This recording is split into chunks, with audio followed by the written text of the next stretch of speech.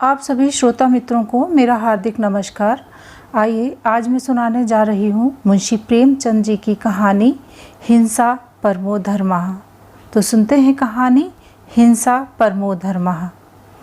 दुनिया में कुछ ऐसे लोग भी होते हैं जो किसी के नौकर ना होते हुए सबके नौकर होते हैं, जिन्हें कुछ अपना खास काम ना होने पर भी सिर उठाने की फुर्सत नहीं होती। जामिद इसी श्रेणी के मनुष्यों में था, बिल्कुल बेफिक्र, न किसी से दोस्ती न किसी से दुश्मनी। जो जरा हंसकर बोला उसका बेदाम का गुलाम हो गया। बेकाम का काम करने में उसे मज़ा आता था।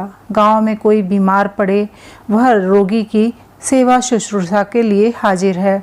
कहिए तो आधी रात हकीम के घर चला जाए, किसी जड़ी बूटी की तलाश में मंजिलों की खाक छान आए। मुमकिन न था कि किसी गरीब पर अत्याचार होते देखे और चुप रह जाए, फिर चाहे कोई उसे मार ही डाले, वह हिमायत करने से बाज ना आता था। ऐसे सैकड़ों ही मौके उसके सामने आ चुके थे।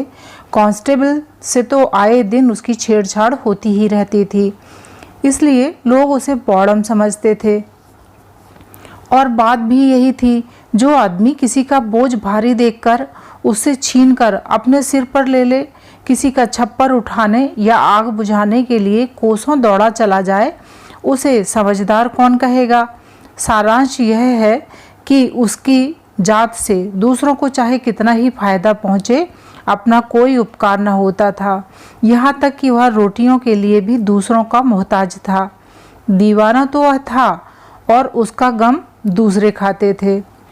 आखिर जब लोगों ने बहुत धिक्कारा, क्यों अपना जीवन नष्ट कर रहे हो, तुम दूसरों के लिए मरते हो, कोई तुम्हारा भी पूछने वाला है? अगर एक दिन बीमार पड़ जाओ तो कोई चुल्लू भर पानी ना दे। जब तक दूसरों की सेवा करते हो, लोग खैरात समझकर खाने को दे देते हैं। जिस दिन आ पड़ेगी, कोई सीधे मुंह बात भी ना करेगा। तब जामिद की आंखें खुली। बर्तन भांडा कुछ था ही नहीं। एक दिन उठा और एक तरफ की राह ली।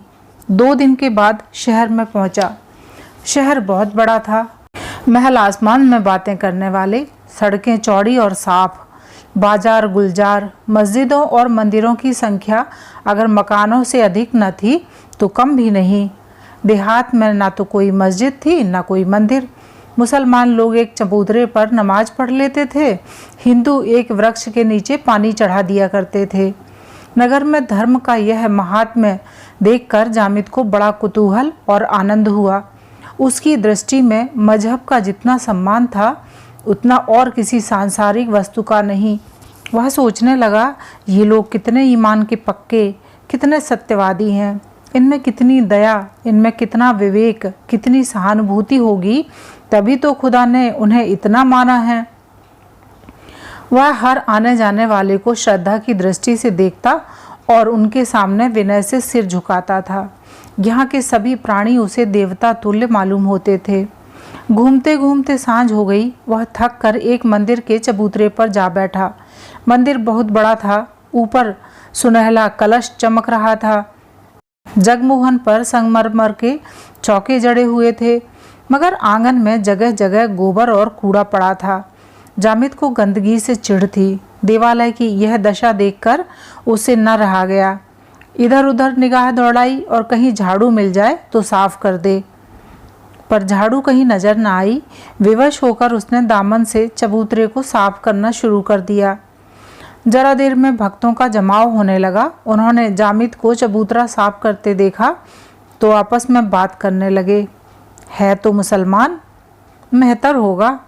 नहीं, मेहतर अपने दामन से सफाई नहीं करता, कोई पागल मालूम होता है।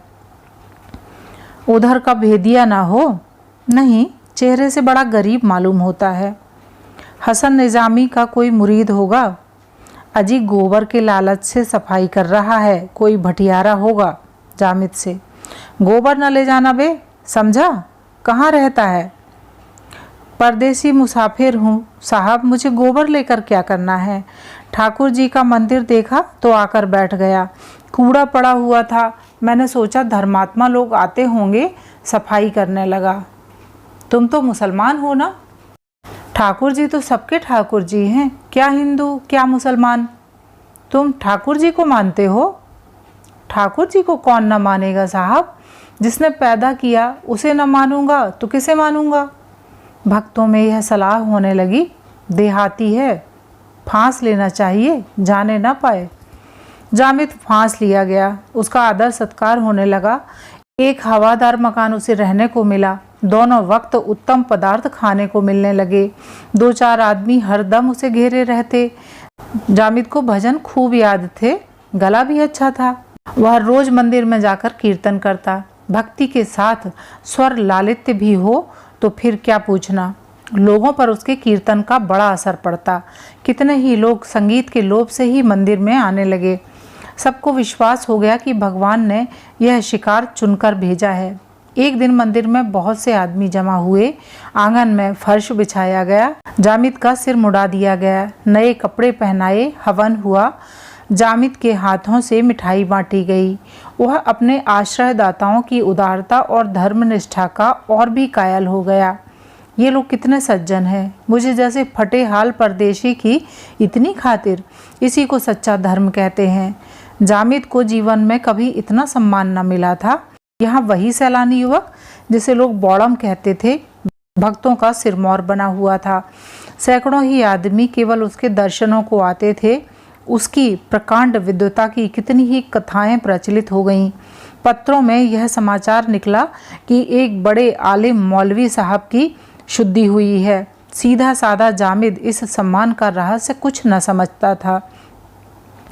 ऐसे धर्मपरायण सहृदय प्राणियों के लिए वह क्या कुछ न करता। वह नित्य पूजा करता, भजन गाता था।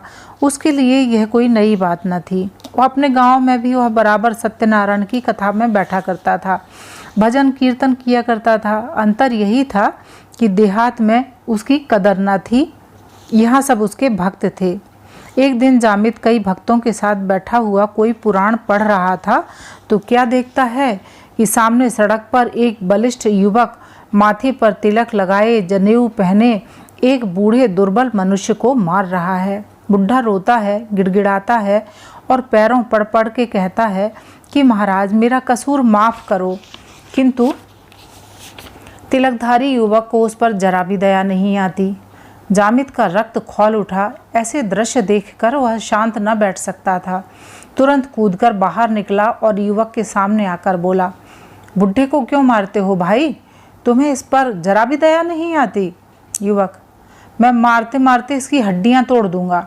जामिद, आखिर इसने क्या कसूर किया है, कुछ मालूम भी तो हो। युवक, इसकी मुर्गी हमारे घर में घुस गई थी और सारा घर गंदा कर आई। जामिद, तो क्या इसने मुर्गी को सिखा दिया था कि तुम्हारा घर गंदा कराए?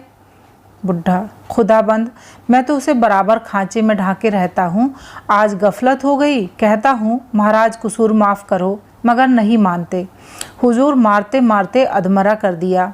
युवक, अभी नहीं मारा है, अब मारूंगा, खोद कर गाड़ दूंगा। जामिद, खोद कर गाड़ दोगे भाई साहब तो तुम भी यूं न खड़े रहोगे, समझ गए? अगर फिर हाथ उठाया तो अच्छा ना होगा। जवान को अपनी ताकत का नशा था। उसने फिर बुढ़े को चांटा लगाया, पर चांटा पड़ने के पहले ही जामिद ने उसकी गर्दन पकड़ ली। दोनों में मल्ल युद्ध होने लगा। जामिद करारा जवान था। युवक को पटकनी दी तो चारों खाने चित्त गिर गया। उसका गिरना था कि भक्तों का समुदाय जो अब तक मंदिर में बैठा तमाशा देख रहा था, लपक पड़ा और जामिद पर चारों ओर से चोटें पड़ने लगीं। जामिद की समझ में न आया था कि लोग मुझे क्यों मार रहे हैं।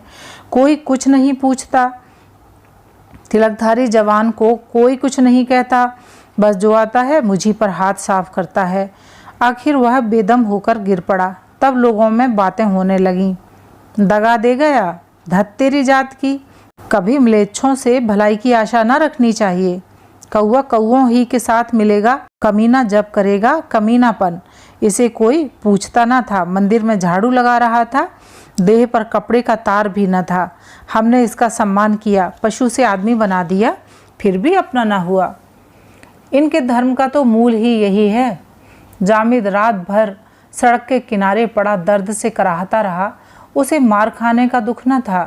ऐसी यातनाएं वह कितनी बार भोग चुका था।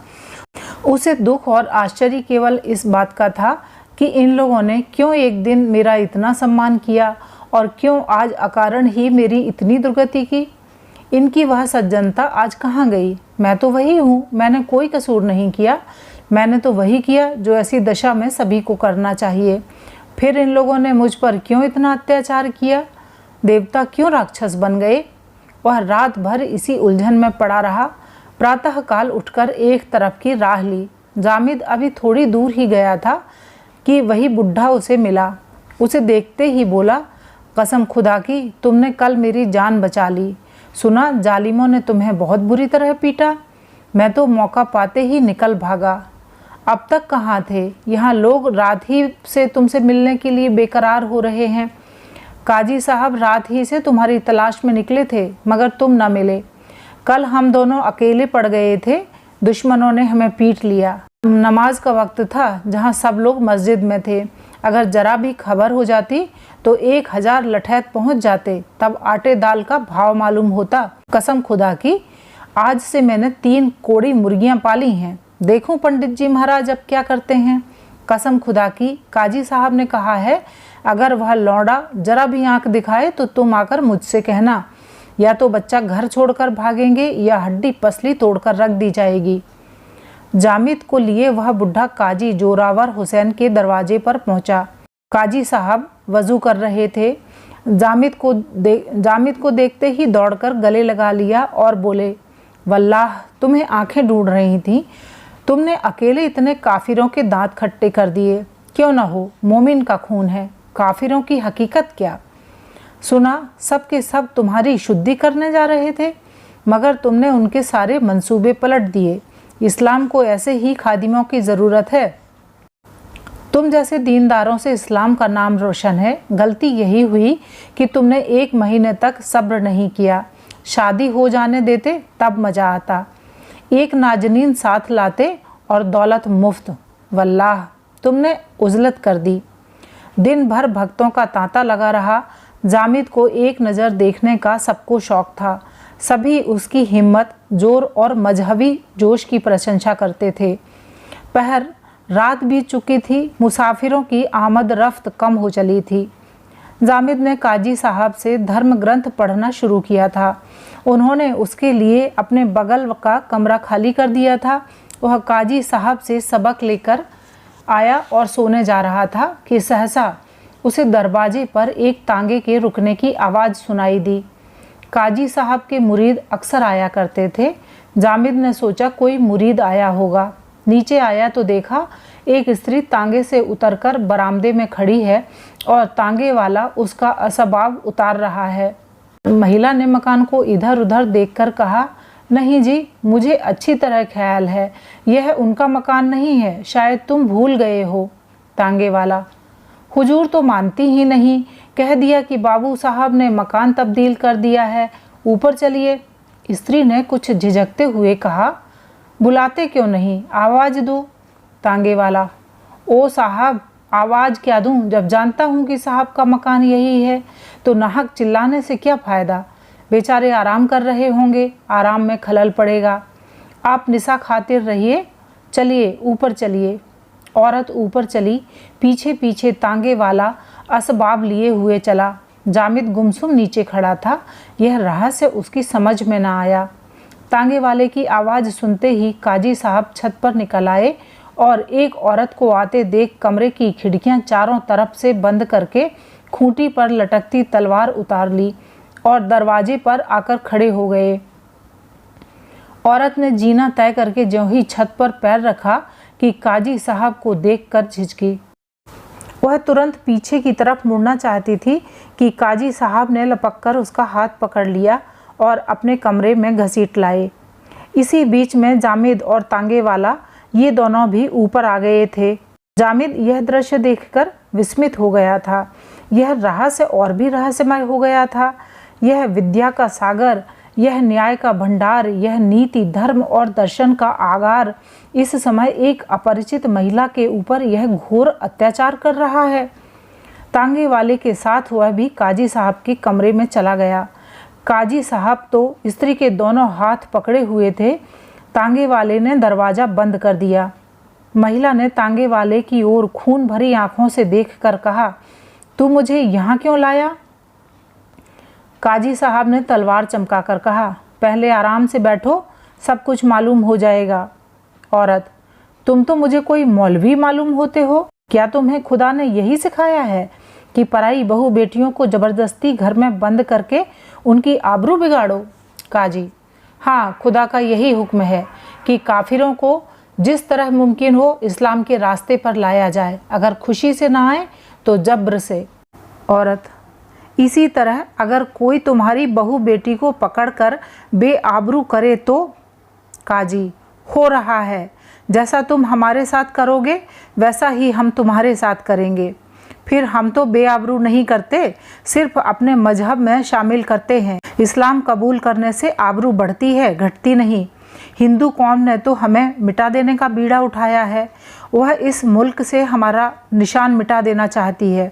धोखे से, लालच से, जब्र से मुसलमानों को बेदीन बनाया जा रहा है, तो मुसलमान बैठे मुँह ताकेंगे?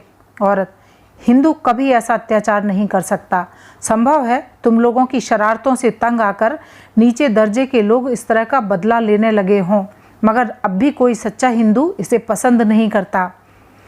काजी साहब ने कुछ सोचकर कहा, बेशक, पहले इस तरह की शरारत मुसलमान शोहदे किया करते थे, मगर शरीफ लोग इन हरकतों को बुरा समझते थे और अपने इम्कान भर रोकने की कोशिश भी करते थे। तालीम और तहजीब की तरक्की के साथ कुछ दिनों यह गुंडापन ज़रूर गायब हो जाता, मगर अब तो सारी हिंदू कौम हमें निगलने के लिए तैयार बैठी हुई है। फिर हमारे लिए और रास्ता ही कौन सा है? हम कमज़ोर हैं, इसलिए हमें मजबूर होकर अपने को कायम रखने के लिए दगा से काम लेना पड़ता है। मगर तुम इतना घबराती क्यों हो? तुम्हें यहाँ किसी बात की तकलीफ़ न होगी। इस्लाम औरतों के हक़ का जितना लिहाज करता है उतना और कोई मजहब नहीं करता, और मुसलमान मर्द तो अपनी औरतों पर जान देता है। मेरे यह नौजवान दोस्त जामिद तुम्हारे सामने खड़े हैं, इन्हीं के साथ तुम्हारा निकाह कर दिया जाएगा। बस आराम से ज़िंदगी के दिन बसर करना। औरत, मैं तुम्हें और तुम्हारे धर्म को घृणित समझती हूँ। तुम कुत्ते हो, इसके सिवा तुम्हारे लिए कोई दूसरा काम नहीं। खैरियत इसी में है कि मुझे जाने दो, नहीं तो मैं अभी शोर मचा दूंगी और तुम्हारा सारा मौलवीपन निकल जाएगा। काजी, अगर तुमने जबान खोली तो तुम्हें जान से हाथ धोना पड़ेगा, बस इतना समझ लो। औरत, आबरू के सामने जान की कोई हकीकत नहीं। तुम मेरी जान ले सकते हो मगर आबरू नहीं ले सकते। काजी, नाहक जिद क्यों करती हो? औरत ने दरवाजे के पास जाकर कहा, मैं कहती हूँ दरवाज़ा खोल दो। जामिद अब तक चुपचाप खड़ा था। जो ही स्त्री दरवाजे की तरफ चली और काजी साहब ने उसका हाथ पकड़कर खींचा, जामिद ने तुरंत दरवाज़ा खोल दिया और काजी साहब से बोला, इन्हें छोड़ दीजिए। काजी, क्या बकता है? जामिद, कुछ नहीं, खैरियत इसी में है कि इन्हें छोड़ दीजिए। लेकिन अब भी काजी साहब ने उस महिला का हाथ न छोड़ा और तांगे वाला भी उसे पकड़ने के लिए बढ़ा, तो जामिद ने एक धक्का देकर काजी साहब को धकेल दिया और उस स्त्री का हाथ पकड़े हुए कमरे से बाहर निकल गया। तांगे वाला पीछे लपका, मगर जामिद ने उसे उतने जोर से धक्का दिया कि वह औंधे मुँह जा गिरा। एक क्षण में जामिद और स्त्री दोनों सड़क पर थे। जामिद, आपका घर किस मोहल्ले में है? औरत, अहियागंज में। जामिद, चलिए मैं आपको पहुंचा आऊँ। औरत, इससे बड़ी और क्या मेहरबानी होगी। मैं आपकी इस नेकी को कभी न भूलूंगी। आपने आज मेरी आबरू बचा ली, नहीं तो मैं कहीं की न रहती। मुझे अब मालूम हुआ कि अच्छे और बुरे सब जगह होते हैं। मेरे शौहर का नाम पंडित राजकुमार है। उसी वक्त एक तांगा सड़क पर आता दिखाई दिया। जामिद ने स्त्री को उस पर बैठा दिया और खुद बैठना ही चाहता था कि ऊपर से काजी साहब ने जामिद पर लठ चलाया और डंडा तांगे से टकराया। जामिद तांगे में आ बैठा और तांगा चल दिया। अहियागंज में पंडित राजकुमार का पता लगाने में कठिनाई न पड़ी। जामिद ने जो ही आवाज़ दी, वह घबराए हुए बाहर निकल आए और स्त्री को देखकर बोले, तुम कहाँ रह गई थी इंदिरा? मैंने तो तुम्हें स्टेशन पर कहीं न देखा। मुझे पहुँचने में ज़रा देर हो गई थी। तुम्हें इतनी देर कहाँ लगी? इंदिरा ने घर के अंदर कदम रखते ही कहा, बड़ी लंबी कथा है, ज़रा दम लेने दो तो बता दूंगी। बस इतना ही समझ लो कि आज अगर इस मुसलमान ने मेरी मदद न की होती तो आबरू चली गई थी। पंडित जी पूरी कथा सुनने के लिए भी व्याकुल हो उठे।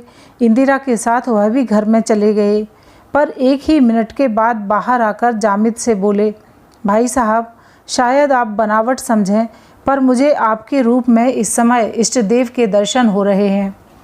मेरी ज़बान में इतनी ताकत नहीं कि आपका शुक्रिया अदा कर सकूं। आइए बैठ जाइए। जामिद, जी नहीं, अब आप मुझे इजाज़त दीजिए। पंडित, मैं आपकी इस नेकी का क्या बदला दे सकता हूँ? जामिद, इसका बदला यही है कि इस शरारत का बदला किसी गरीब मुसलमान से न लीजिएगा। मेरा आपसे यही दरख्वास्त है। यह कहकर जामिद चल खड़ा हुआ और इस अंधेरी रात के सन्नाटे में शहर के बाहर निकल गया।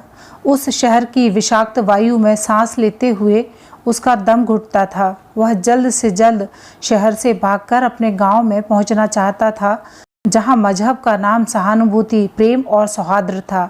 धर्म और धार्मिक लोगों से उसे घृणा हो गई थी। अभी आप सुन रहे थे मुंशी प्रेमचंद जी द्वारा लिखी हुई कहानी हिंसा परमो धर्मः। कहानी आपने पूरी सुनी, इसके लिए आपका बहुत बहुत धन्यवाद। नमस्कार।